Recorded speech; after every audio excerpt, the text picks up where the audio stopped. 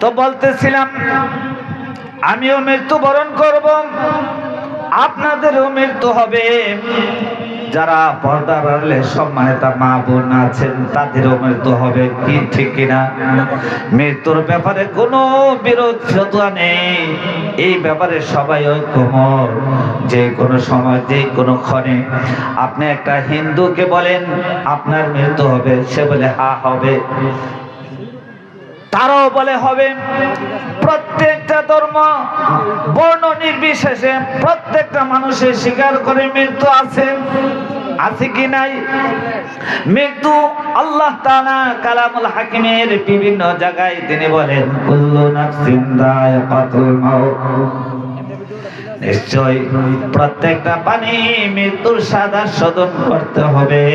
সুম্মা ইলাইনা তুরজাউন, শুধু তাই নয় আমি আল্লাহ রাব্বুল আলামিনের কাছে সবাই উপস্থিত হইতে হবে, ঠিক কি না?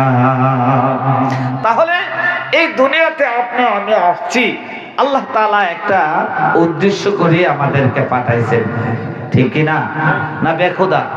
আমরা তো এমন কোনো কাজ করি না যে কাজটা যে কোনো একটা উদ্দেশ্য নিহিত থাকে, থাকে কিনা?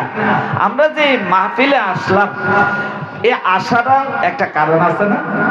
যে আমরা কোরআন সুন্নাহর কথা শুনবো, শুনে কি করব? আমল করব, এর বিনিময়ে আল্লাহ তাআলা আপনাকে আমাকে জান্নাত দান করবেন, ঠিক কিনা?